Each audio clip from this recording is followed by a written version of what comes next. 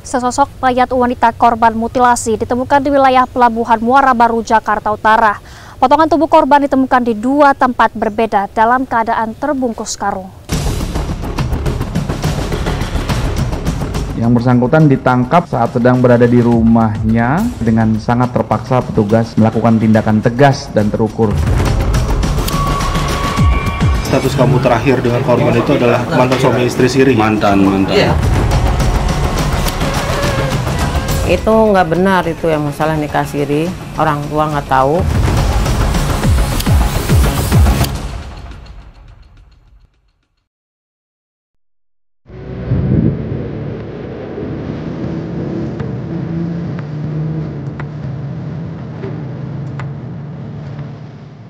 Pelabuhan Muara Baru, Jakarta Utara, beberapa waktu lalu digegerkan dengan penemuan sesosok mayat wanita tanpa kepala.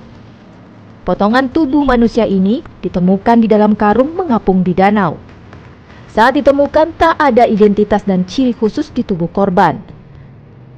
Polisi kemudian melakukan olah TKP untuk mengungkap siapa korban mutilasi ini. Sini aja ya, Pak. Dengan menggunakan anjing pelacak, polisi kemudian mencoba mencari bagian kepala korban. Yang pertama kali menemukan siapa Pak Kapolres? Ada warga. Pak, itu kepalanya berarti hilang atau ada di situ juga? Saat ini kami sedang melakukan pencarian. Kami juga akan menurunkan tim dari K9. Untuk kepentingan penyelidikan, jasad korban kemudian dikirim ke Rumah Sakit Polri Kramat Jati. Mayat korban pertama kali ditemukan oleh para pekerja dermaga Muara Baru yang sedang beristirahat setelah melakukan bongkar muat ikan. Mereka curiga dengan benda yang mengapung di pinggir dermaga. Ada yang bongkar nongkrong tuh, bongkar biasa bongkaran ikan. Di sono lihat itu bungkusan, wah rapi, nggak tahu apa, tapi pada penasaran, diangkat, belum dulu dibuka. Telepon dulu polisi karena mencurigakan itu. Kalau udah ada polisi baru diangkat tuh dibuka. Setelah diletakkan di pinggir dermaga, Denny dan kawan-kawan kemudian melaporkan ke polisi. Utuh bang badannya. Utuh katanya. Ini ya, saya nggak berani lihat. Tapi itu pakai busana atau? Hah? Pakai busana nggak? Iya pakai baju hitam kan. Kalau bungkusannya apa aja? Bungkusannya pertama kardus katanya, terus karung, terus selimut, terus kasur, terus busa yang kuning, banyak bungkusannya, tebal.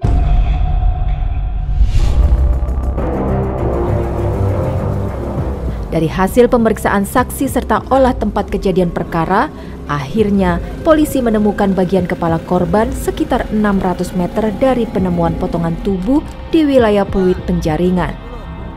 Kami dari Unit 2 Subdit Jatanras Ditreskrim Polda Metro Jaya melakukan olah TKP dan juga observasi di seputaran TKP. Dan alhamdulillah pada malam harinya kami berhasil menemukan potongan bagian kepala daripada korban yang dimana ditemukannya itu berjarak sekitar 600 meter dari titik penemuan jasad korban pada pagi hari. Identitas korban pun akhirnya terungkap. Tim dokter forensik dari Rumah Sakit Kramat Jati berhasil mengidentifikasi korban, di mana korban merupakan seorang wanita yang berinisial SH, berusia 40 tahun, yang merupakan warga Jalan Babakan Binong, Kabupaten Tangerang, Banten. Korban bernama Sinta Handiana. Wanita berusia 40 tahun ini merupakan warga Kampung Babakan, Kelurahan Binong, Kecamatan Curug, Tangerang. Lalu, siapa yang telah membunuh dan memutilasi Sinta Handiana? Dan apa yang menjadi motif pembunuhan disertai mutilasi ini? Pembunuh sadis yang memutilasi korbannya di Jakarta Utara diringkus polisi. Ia ternyata teman dekat korban. Pelaku mengaku kesal dengan ucapan korban yang merendahkan martabat ibu dan istrinya.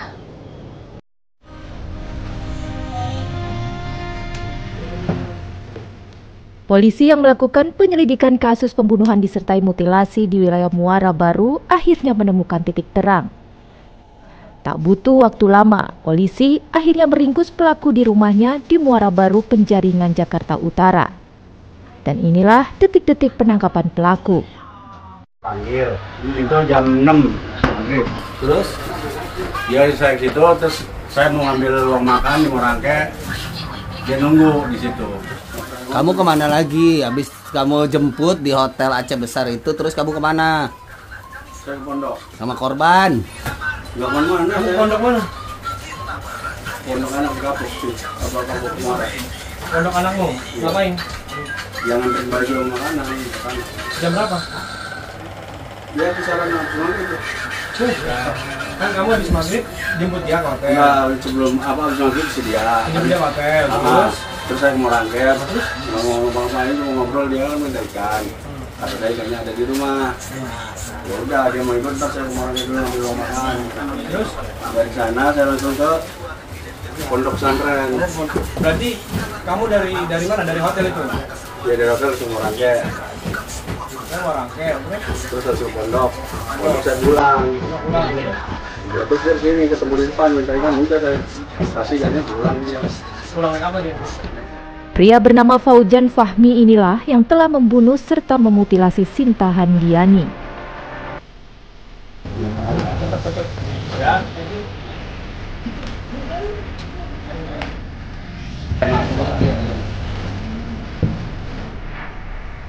Allah.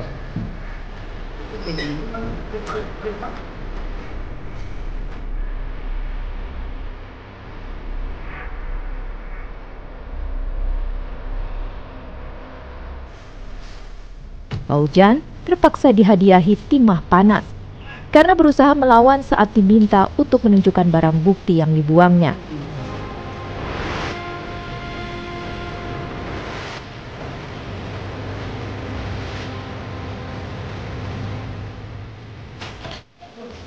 Yang bersangkutan ditangkap saat sedang berada di rumahnya di daerah Penjaringan di Muara Baru, ya, Jakarta Utara. Kemudian dilakukan pengembangan pencarian barang bukti senjata tajam.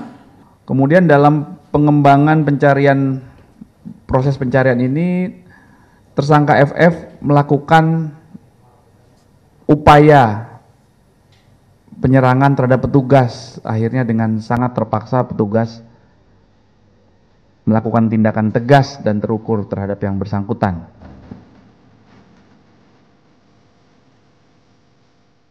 Setelah ditemukan cukup bukti, Faujan Fahmi akhirnya ditetapkan sebagai tersangka.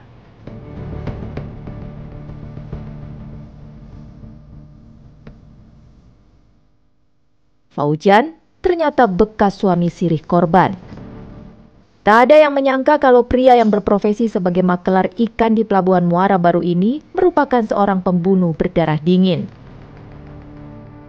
Kepada polisi, Faujan mengaku kalau dirinya nekat menghabisi nyawa Sinta karena merasa sakit hati. Sinta telah merendahkan martabat ibu dan istrinya. Dia bilang, ibu saya Lalu? istri saya juga Lalu? ya saya jadi emosi aja ngedengernya, langsung saya cekek dari belakang. Kata-kata itu membuat kamu emosi? Emosi. Itu yang membuat kamu sampai ngebunuh korban? Iya.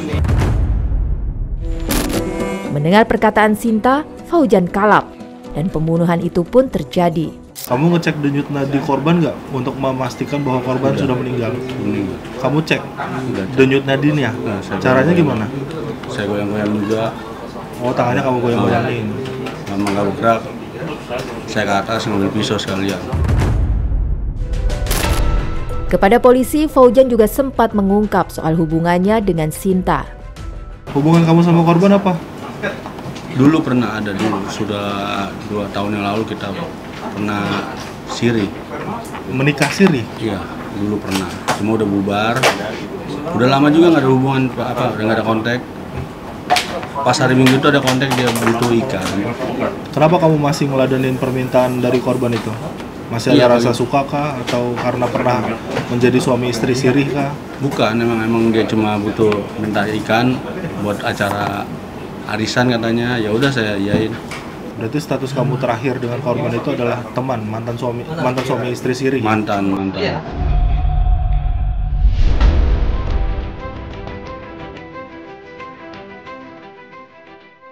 Usai membunuh dan memutilasi Sinta, Fauzan kemudian memasukkan jasad istri sirinya itu ke dalam sebuah karung.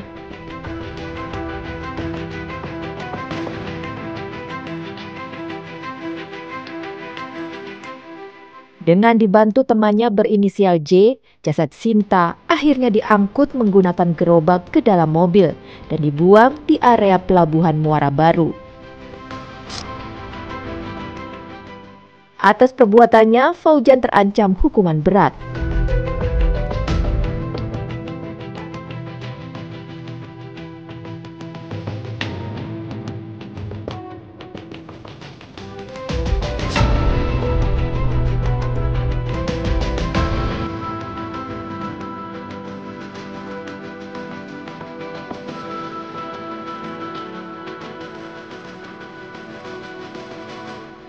Terhadap tersangka berinisial FF, kami persangkakan dengan pasal 338 KUHP, yaitu dengan sengaja merampas nyawa orang lain, diancam karena pembunuhan, dengan ancaman hukuman selama 15 tahun penjara.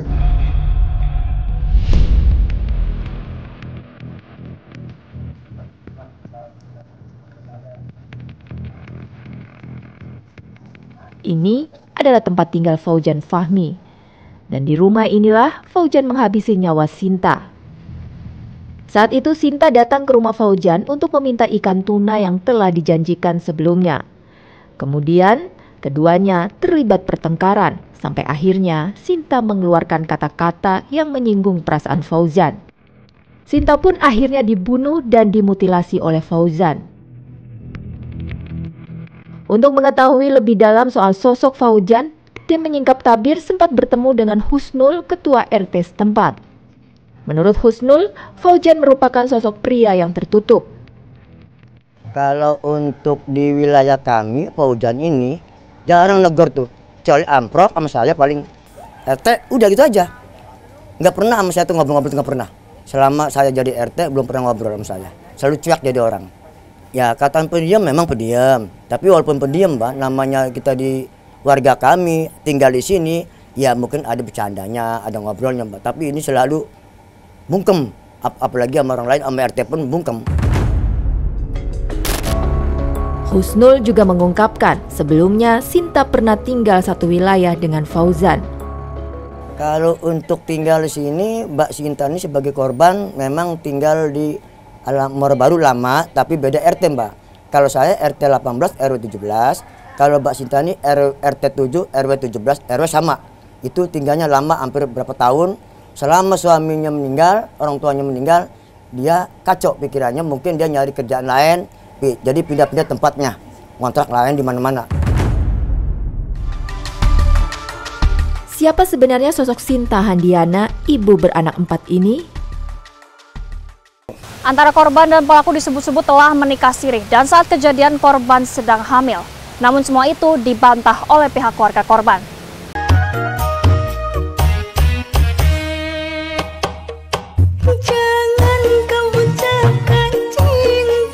Sinta Handayana, janda beranak 4 warga Kampung Babakan, Kelurahan Binong, Kecamatan Curug, Tangerang ini tewas dengan cara yang cukup tragis.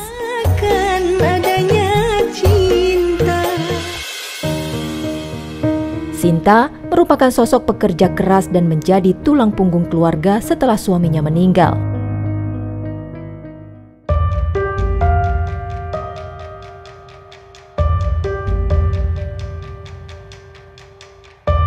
Tim menyingkap tabir sempat menemui keluarga Sinta di Tangerang, Banten.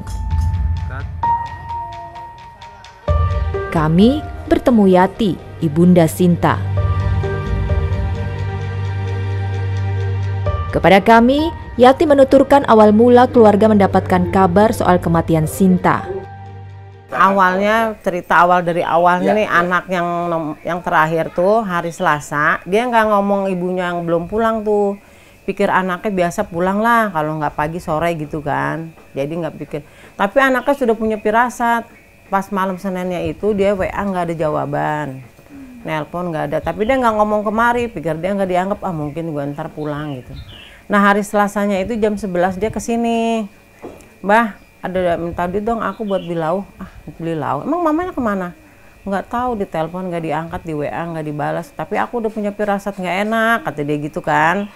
Nggak lama itu polisi nelpon, namain mamanya, namanya siapa, ciri-cirinya gitu. Terus? Ya itu nggak lama kesini anaknya nangis-nangis, katanya polisi nelpon. Nggak lama aku ditelepon polisi. Terus polisi datang tuh ke sini kan, diperiksa, ditanya lah, berarti interogasi kan. Nah terus anakku diajak tuh yang anaknya dia almarhum diajak yang nomor 2 sama mantu saya sama anak saya yang nomor 2. Diajak ke tempat pelangkapan si pelaku itu. Di mata keluarga, Sinta merupakan sosok yang baik. Dia tidak pernah membagikan kesusahannya kepada keluarga.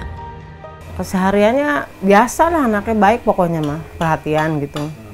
Istilahnya kalau aku sih penilaian orang tua, dia tuh buat anak-anaknya berjuang banget dah. Dia masa jadi kepala rumah tangga kan. Kalau di mata aku, kalau sama warga seperlunya aja sih, orangnya jarang ini sama orang dah. Mungkin dia rumahnya sudah kerja capek, pulang masak tidur. Kan kadang dia sehari itu ada 2 kali nganter bekal anaknya pagi, ntar siang gini nganter lagi buat yang kerja. Nah sudah rapi apa dia baru berangkat kerja. Tiap hari rutinitasnya gitu aja. Kerja, kalau kerja berangkat pagi, sore pulang, ngejemput anaknya yang pulang sore, gitu aja rutinitasnya. Pokoknya keseharian ibu rumah tangga lah. Di tengah perbincangan dengan kami, Yati membantah kalau Sinta merupakan mantan istri siri pelaku. Yati juga membantah kalau Sinta dalam keadaan hamil saat tewas. Itu nggak benar, itu yang masalah nikah siri, orang tua nggak tahu. Terus yang masalah hamil, itu memang bentuk badannya itu tinggi, besar orangnya kan. Terus perempuan kan kalau memang sudah melahirkan punya anak 4 kan perubahan badan berubah kan, emang anaknya tinggi besar gitu. Yang mengenai hamil itu hoak gitu. Keluarga sempat tidak percaya kalau pelaku pembunuh Sinta adalah orang yang mereka kenal. Emang kan dulunya itu tetangga kan, waktu masih ininya kan. Tetangga lah, saya tahu orang tua dia, tahu ibu bapaknya, apa keluarga anak itu. Dia pernah main ke sini emang, dia ngenalin, manggil saya kan sukanya Mak. Mak masih kenal nggak sama aku gitu kan. Oh iya, sekarang udah beda ya, kata saya gitu. Langsung saya nyeletuk tuh. Ya maksud saya sih nggak ini, cuman sentilan dikit lah ya. Istrinya udah berapa gitu. Nah gitu doang, udah. Nggak banyak. Mana saya tahu dia ini kan. Dia suka sama anak saya, nggak tahu lah, orang dia tahu-tahu. Lah ini kok tumben ini kesini gitu kan. Keluarga berharap pelaku bisa diberikan hukuman yang setimpal. Ya harapannya pengennya dilanjut terus dihukum yang setimpal-timpalnya. Ya dong, dihukum yang seberat-beratnya. Sama juga perilaku dia terhadap anak saya lah. Pengen orang tua begitu sih. Pengen keluarga lah.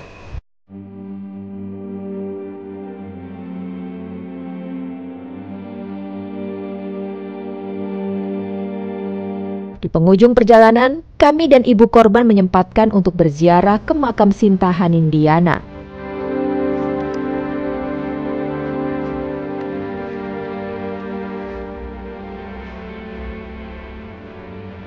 Beristirahatlah dengan tenang, Sinta Hanindiana.